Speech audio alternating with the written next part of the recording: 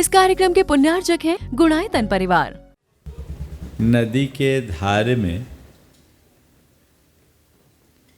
दो तिनके बह रहे थे।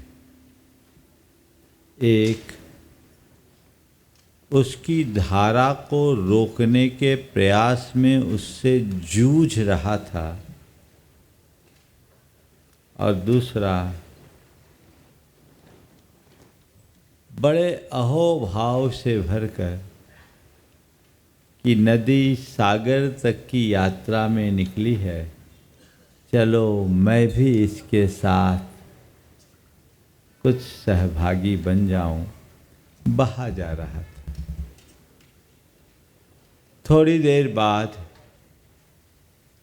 नदी में लहर का एक वेग उठा और नदी से जूझने वाला तिनका उसके प्रवाह में छत विक्षत होकर बाहर जा फेंका। लेकिन जो दूसरा तिनका उसकी धारा में साथ जुड़कर बह रहा था, वह सागर तक पहुंच गया। हमारा जीवन भी ऐसे ही तिनके की भांति है। दो तरह के लोग हैं जो अपने तरीके से अपना जीवन जीते हैं। कुछ लोग हैं जो समय की धार से जूझते हैं और कुछ लोग हैं जो समय की धार में बहते हैं। समय की धार से जूझने वाले लोग छत विक्षत हो जाते हैं और समय की धार के साथ बहने वाले लोग अहोभाव से भरकर जीवन का रस लेते हैं। हमें तय करना है कि हमें जीवन कैसे जीना है। जो तुम्हारे जीवन में है उसे स्वीकार करके जीना चाहते हो या उसका प्रतिकार करके? बोलो। हाँ, स्वीकार करके कहते रहे, स्वीकार करके। पर अभी तक जीवन में जो है वो पूरी तरह स्वीकार है। हर व्यक्ति के अंदर उतरेंगे तो ये पाएंगे कि वह अपने जीवन की वर्तमान व्यवस्था से संतुष्ट नहीं है। असंतुष्टि आकुलता का कारण है। ऐसा क्यों हो गया, वैसा क्यों हो गया, ये क्यों नहीं हुआ, वो क्यों नहीं हुआ, यही चलता है ना। उसको इतना क्यों, मुझे क्यों नहीं, ये मन में आता है। इससे क्या मिलता है? इससे क्या मिलता है? आकुलता, इसके अलावा और कुछ नहीं। ये राग देश के जनक है, चित्त को व्यग्र और बेचैन बनाने वाले कारक है। हासिल कुछ भी नहीं होता, खोता सब कुछ है। संत कहते हैं सहज भाव से जीने के आदी और अभ्यासी बनो। जो हो रहा है उसे जानो और देखो, उसका रस लो, उसका आनंद लो। जीवन में ऐसी आध्यात्मिकता की प्रतिष्ठा करो कि चाहे जो कुछ भी हो मन विचलित ना हो। हम लोग मेरी भावना में दो पंक्तियां पढ़ते हैं। होकर सुख में मग्न न फूलूं, दुख में कभी न घबराऊं, इष्ट वियोग अनिष्ट योग में सहनशीलता दिखलाऊं। बस इन्हीं दो पंक्तियों के अर्थ को चरितार्थ करने का नाम ही तो धर्म है। बहुत बड़ा पुरुषार्थ है। क्या हम ऐसा कर पाते हैं? क्यों नहीं कर पाते? ऐसा केवल इसलिए नहीं कर पाते क्योंकि हमारे अंदर वैसी दृष्टि ही प्रकट नहीं हुई। सही दृष्टि को उद्घाटित कीजिए।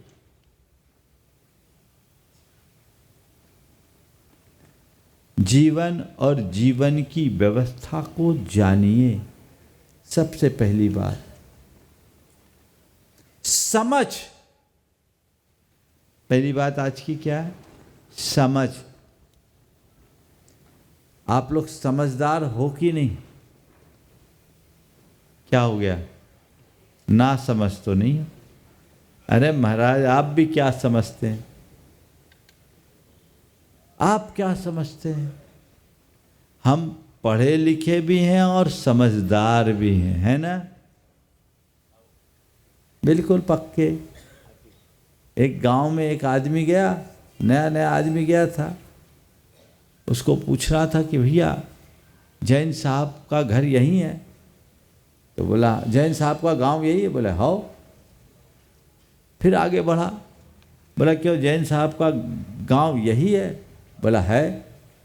हाँ। फिर किसी से बोला क्यों जैन साहब का यही घर है? बोले हाँ। बोले क्या जैन साहब यहीं रहते हैं? बोले है। हाँ। घबरा अक्षकाया। कोई बोल रहा हाँ, कोई बोल रहा है हाँ। ये हाँ और हाँ क्या है? नया आदमी था, वो जानता नहीं था। कोई बोलता हाँ, कोई बोलता हाँ, क्या मामला है? बोले इस गांव में दो तरह के लोग हैं, कुछ पढ़े लिखे हैं, कुछ गैर पढ़े लिखे। जो पढ़े लिखे वो हाँ बोलते हैं और जो गैर पढ़े लिखे वो हाँ बोलते हैं,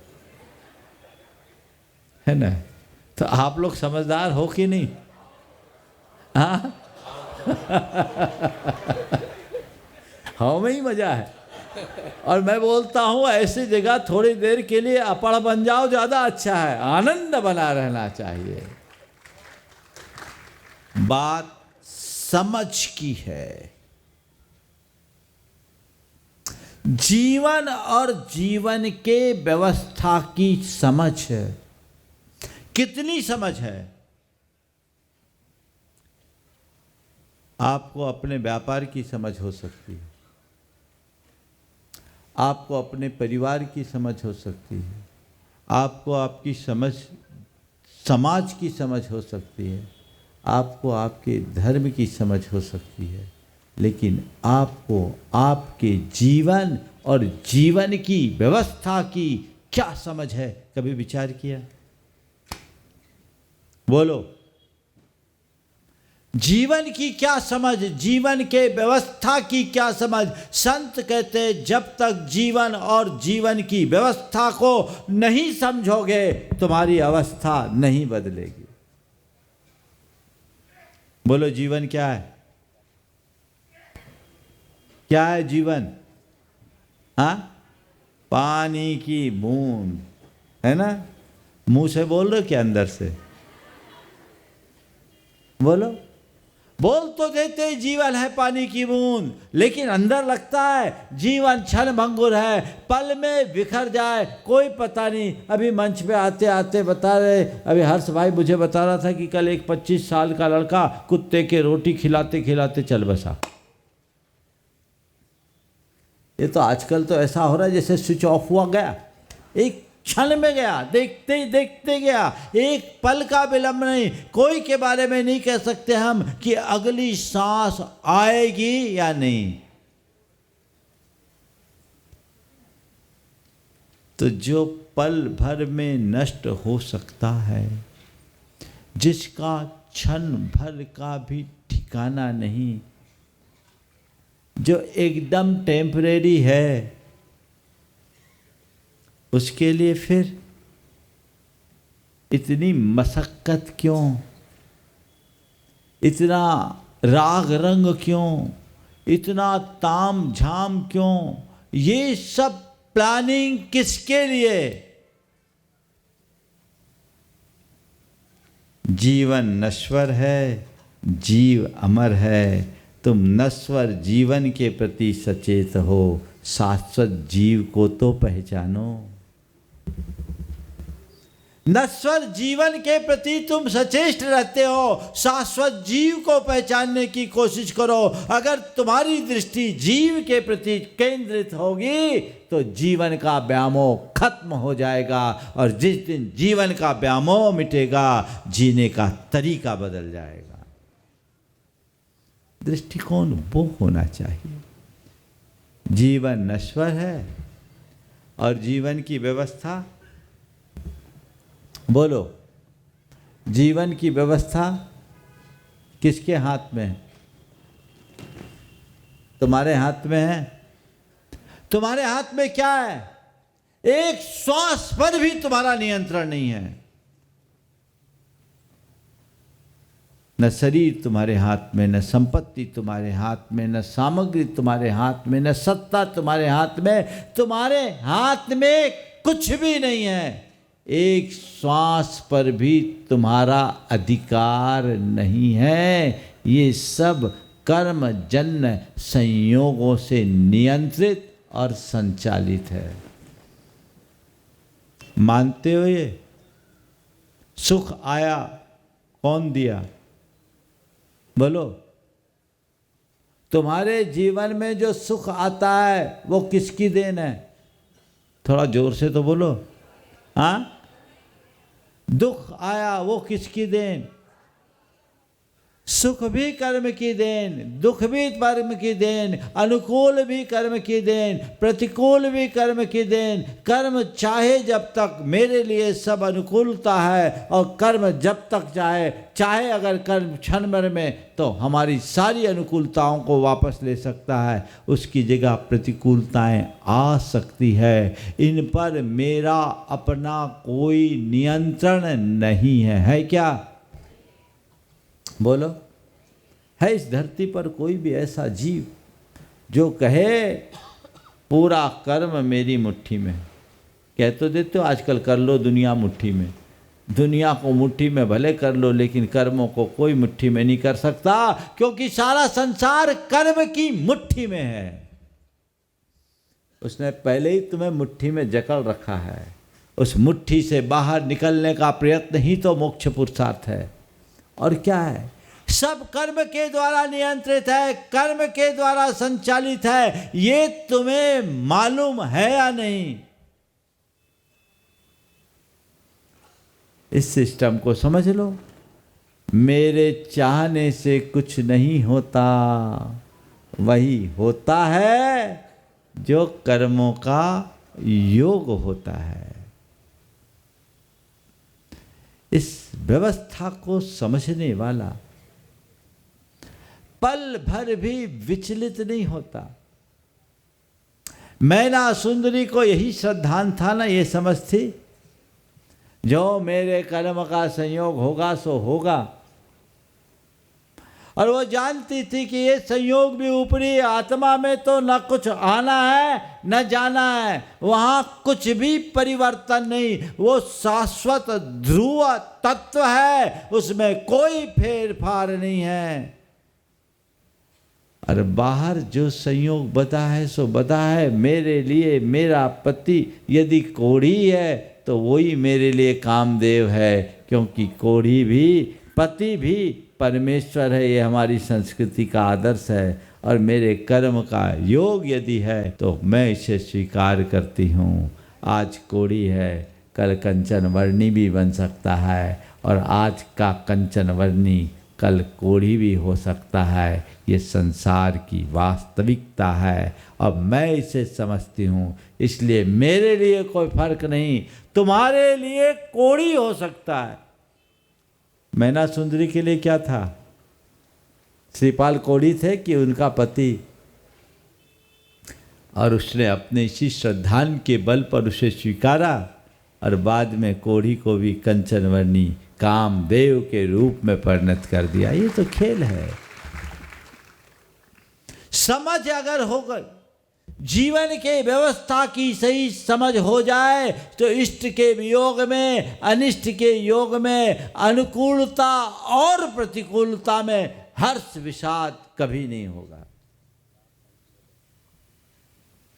सारी आकुलता खत्म, सारी हाय हाय समाप्त, तुम्हारा सारा प्रलाप मिट जाएगा, तुम्हारा विलाप मिट जाएगा। अभी तो पल पल में ऐसा वैसा ऐसा वैसा, ये सब क्या है? इस व्यवस्था को समझिए।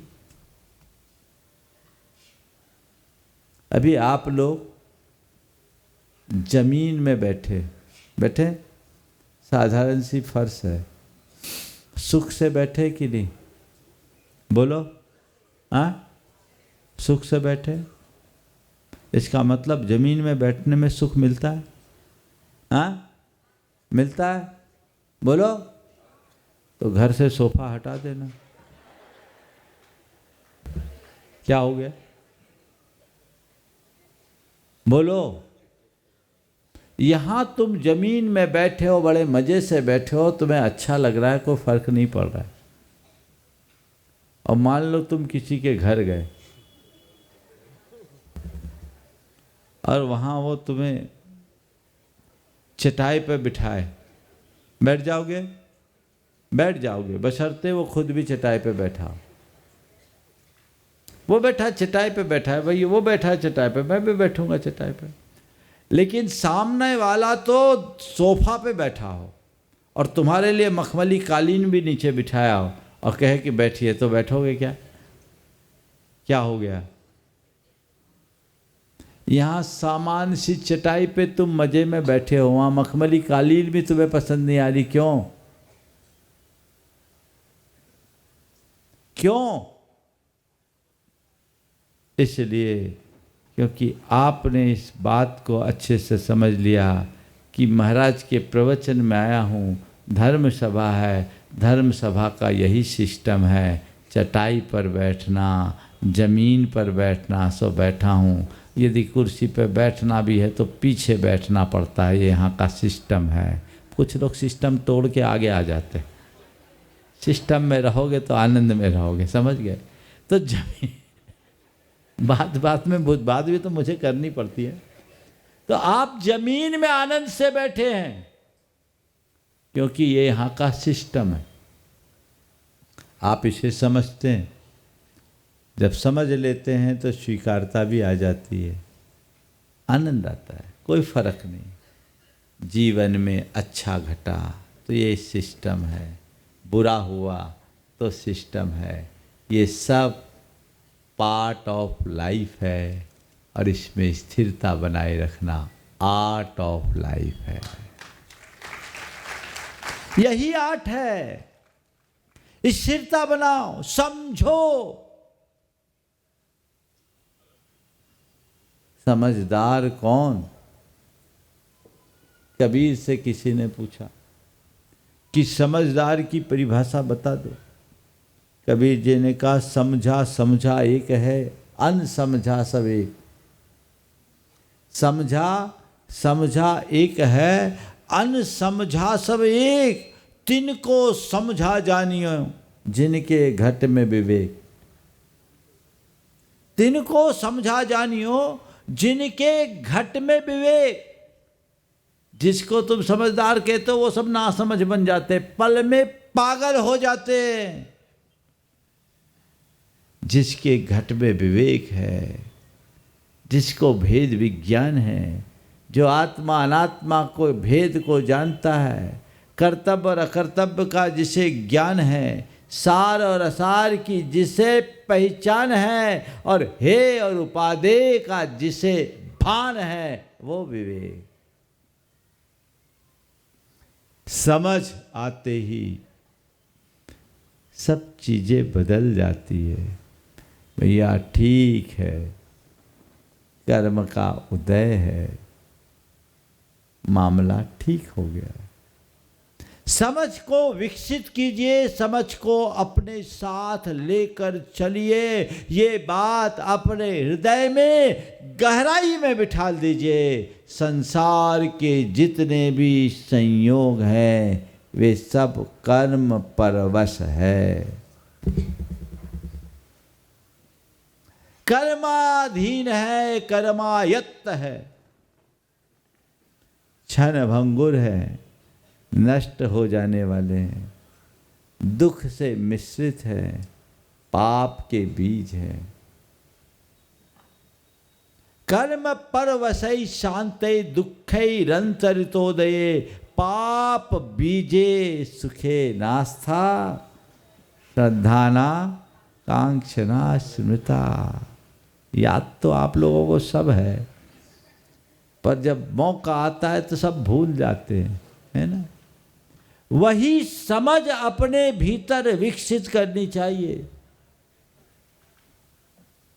मेरे संपर्क में एक सज्जन, देखिए जिनके अंदर ये समझ होती है उनके जीवन की दिशा क्या होती है। एक सज्जन जो नियमित प्रवचन सुनते हैं, उनके बेटे ने व्यापार में बड़ा नुकसान कर दिया, बड़ा नुकसान, 85 लाख रुपए का नुकसान। उसके बाद उनने 15 लाख की बोली ले ली। 85 लाख का नुकसान हुआ, 15 लाख की बोली ले ली। उनके मित्र ने कहा कल 85 लाख का नुकसान हुआ, आज तुम 15 लाख की बोली ले ली। बोले अरे भाई यही सोचो, राउंड फिगर है, राउंड फिगर समझ लो। 85 लाख का नुकसान हुआ, एक का भी तो हो सकता था, उससे ज़्यादा का भी हो सकता था। जब मैं 85 का नुकसान झेल सकता हूँ तो 15 का दान क्यों न स्वीकार करूँ। ये तो संयोग है। और उसने अपने मित्र को समझाते हुए कहा ध्यान रखो, ये अपना भ्रम है कि पैसे मेरी कमाई का फल है। हकीकत तो पैसा संयोग का परिणाम है। जब तक अनुकूल संयोग है पैसे की रेलम पेल होगी, और जिस दिन संयोग बदल जाएगा पूरे जीवन का खेल बदल जाएगा। एक पल में करोड़पति रोडपति हो जाता है, और रोडपति को करोड़पति बनते देर नहीं लगती। क्या पता कब किसके साथ हो जाए, किसकी लॉटरी खुले और किसकी लुटिया डूबे, कोई पता है। एक पल में लुटिया डूब जाती है और पल में लॉटरी खुल जाती है। ये संसार का खेल है। उसने जो बात कही वो मुझे सुनकर मजा आ गया। ये मत सोचो ये हमारी भूल है कि पैसा हमारी मेहनत का फल है। ये पैसा तो केवल संयोग का परिणाम है। जब तक संयोग मेरे अनुकूल है मैं दोनों हाथ से उलीचूंगा तो भी कुछ नहीं होगा, और जिस दिन संयोग बदल जाएंगे एड़ी चोटी एक कर दो तो भी पता नहीं चलेगा। और ऐसे कई उदाहरण बदलता है। दूसरा होता तो हाय तौबा मचाता। इतना नुकसान उसको कोई फर्क नहीं पड़ा, स्थिरता बने रखा और दिलदारी देखो, उसके बाद भी 15 लाख का दान दे दिया। यही तो समझ है। समझो कर्म का योग है। इस समझ के विकसित होते ही जीवन की दिशा बदल जाती है। तो पहली बात क्या है, समझ जो आध्यात्मिकता के साथ आती है, हमें इसे अपने अंदर विकसित करनी। दूसरी बात स्वीकार, एक्सेप्टेंस। अंडरस्टैंडिंग के बाद एक्सेप्टेंस। स्वीकार करो। अगर समझ होगी तो तुम स्वीकार भी करने में समर्थ हो जाओगे। अच्छे को तो आप लोग एक्सेप्ट कर लेते हो, बुरा कुछ अघट घटता एक्सेप्ट होता है, करते हैं। कब?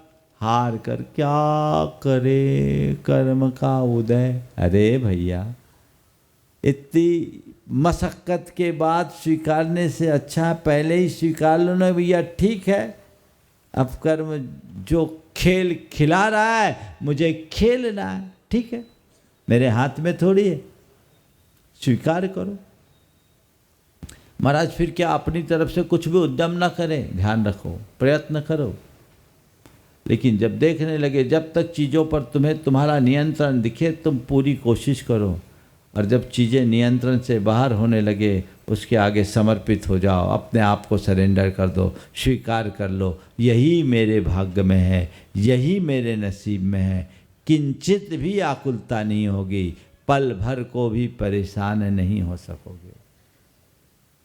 स्वीकार, सुख को भी स्वीकार करो, दुख को भी स्वीकार करो, अनुकूल को भी स्वीकार करो, प्रतिकूल को भी स्वीकार करो, संयोग को भी स्वीकार करो, वियोग को भी स्वीकार करो। मान हो तो स्वीकार और अपमान हो तो स्वीकार। है ऐसी क्षमता, और जिसके अंदर ऐसी क्षमता हो वो कोई सामान्य व्यक्ति कहलाएगा क्या? वो साधारण नहीं, असाधारण, असाधारण। और अपने इसी क्षमता के बल पर वो अपने जीवन को बहुत आगे बढ़ा लेता है। मेरे संपर्क में एक व्यक्ति है, उसकी धर्मपत्नी महाविचित्र, बल्कि एक प्रकार से अर्ध विक्षिप्त कहो तो भी कोई बुरा नहीं। पति पूरा धर्मात्मा, विशुद्ध धर्मात्मा, और पत्नी घोर अधर्मी, शकीली, और पति को बात बात में परेशान करने वाली।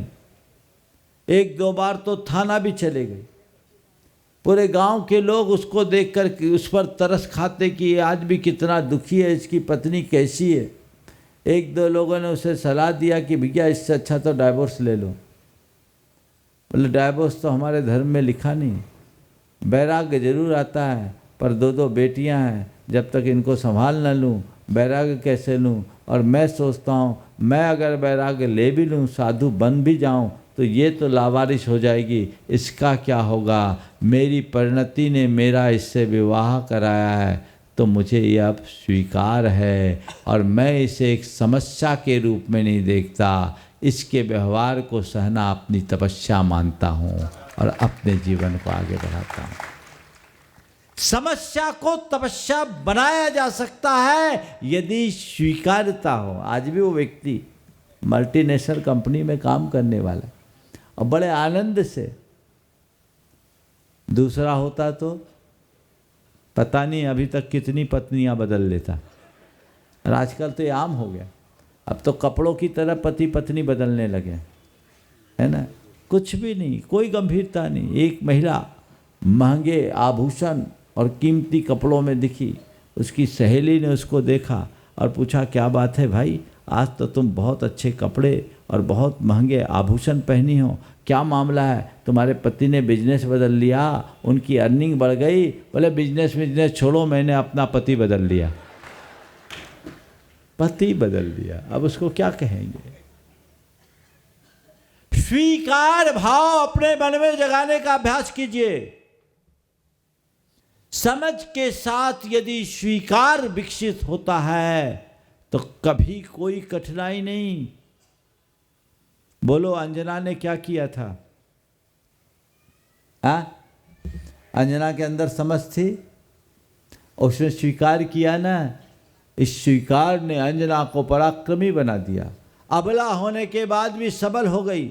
देखो पेट में तद्भव मोक्षगामी हनुमान आया हुआ है, कितना पुण्यशाली जीव। लेकिन ये संसार की विचित्रता कैसी है, उस पुण्यशाली जीव के आने से ही उसके लिए आफत आ गई।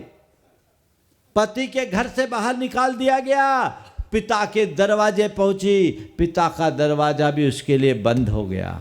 ये कर्म का खेल है। आप लोग गीत गाते हो, मित्र हरि बन जाते जगत में अशुभ कर्म के आने से, आप लोग बोलते हो। पल में खेल बदल जाता। अब क्या की, रोई गाई, आज जो मिन्नत की, डिप्रेशन के शिकार हो गई, सुसाइड का अटेम्प्ट किया, क्या किया। अंजना समझ गई सारी करामात कर्म की है, ये खेल कर्म खिला रहा है। ठीक है, कर्म यही चाहता है तो मैं इसे स्वीकार करती हूँ। अरे कर्म, ले चल, तू जहाँ ले चलना चाहता है। मैं निर्दोष हूँ और मुझे पता है जब तक मेरी आयु है और मेरे पेट में रहने वाले जीव की आयु है तब तक मुझे कोई हिला नहीं सकता, और आयु पूरी होने के बाद कोई जिला नहीं सकता। और जाएगा तो ये तन जाएगा, मेरे चेतन का तो बाल बांका भी नहीं हो सकता। चलो, इसी समझ और स्वीकार भाव के कारण उसके अंदर असाधारण पराक्रम प्रकट हुआ। कल्पना कर सकते हो कि कोई राजकुमारी अबला, गर्भवती अबला एकाकी वन कांतार में जाने के लिए उद्यत हो जाए,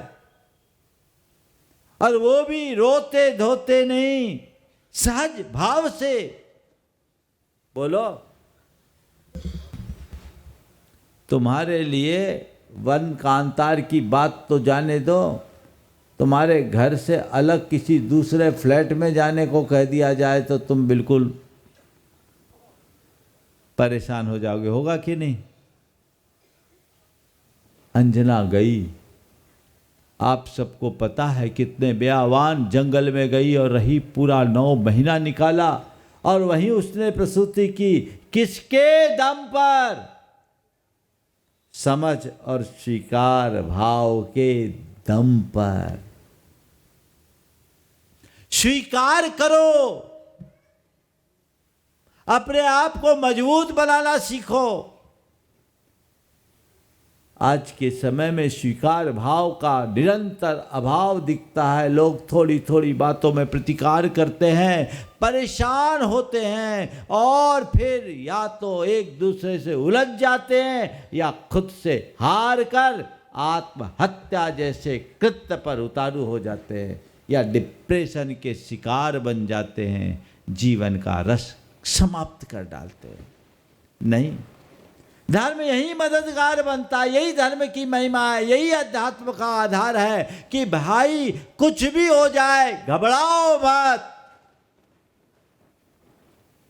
भले काली रात हो, प्रभात होगा, सुबह होगा, सुबह होगी, उसकी चिंता मत करो। और रात के बाद तो प्रभात ही है ना। ठीक है, जैसे हम दिन का स्वागत करते हैं, हमें रात का भी सत्कार करना चाहिए। हम लोग हैं जो दिन के स्वागत के लिए तो तत्पर रहते हैं, रात का सत्कार करना नहीं जानते, लेकिन ये भूल जाते हैं कि रात के बिताए बिना सूरज का उगना संभव नहीं होता। तो हमें रात को बिताने के लिए भी तैयार रहना चाहिए। पुण्य का अभिनंदन करने वाले लोगों को पाप का भी सत्कार करना सीखना चाहिए। इसीलिए कहते हैं, पुण्य पाप फल माई, हरख विलखो मत भाई, यह पुद्गल पर जाए, उपज बिन से थिर नाही। तो पहली बात समझ, दूसरी बात स्वीकार, तीसरी बात श्रद्धान। समझ, स्वीकारता और श्रद्धान पक्का रखो। अपने श्रद्धान को डगमगाने मत दो। आजकल पल पल में लोगों की श्रद्धा टूट जाती। तत्व पर श्रद्धान है नहीं, आत्मा पर श्रद्धान है नहीं, देव गुरु और धर्म पर जैसा श्रद्धान होना चाहिए वो है ही नहीं। इस श्रद्धान के अभाव में ही तो लोग डगमगाते हैं। मैना सुंदरी के पास श्रद्धान था कि नहीं? अंजना के पास श्रद्धान था कि नहीं?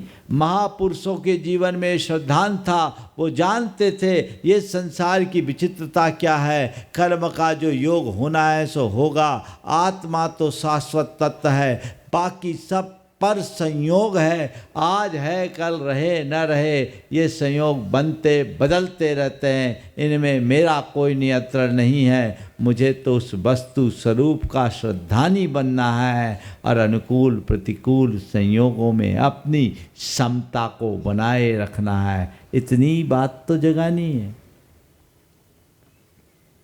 श्रद्धा यदि पक्की हो तो कोई आपको हिला नहीं सकता, कोई भी हिला नहीं सकता। जो है वो सब ठीक होगा, और जो है ठीक होगा नहीं, सब ठीक है। आप लोग देखिए, अपनी श्रद्धान की दुर्बलता के कारण दो तरह की मूर्ताएं ले लेते हो। एक उपासनागत मूर्ता के शिकार बनते हो और दूसरा आध्यात्मिक मूर्ता के भी शिकार बन जाते हो। उपासनागत मूर्ता में क्या होता है? श्रद्धान की दुर्बलता के कारण थोड़ा सा कोई प्रतिकूल संयोग होता है, परेशान होते हो और 70 मड़िया पूजना शुरू कर देते हो, है ना? 70 मड़िया पूछते हो, आज यहाँ कल वहाँ, ढेर तरह के टोने टोटके और आडंबरबाजियों में उलझ जाते हो, अंधविश्वास की शिकार बनते हो और सब तरह से बर्बाद होते हो।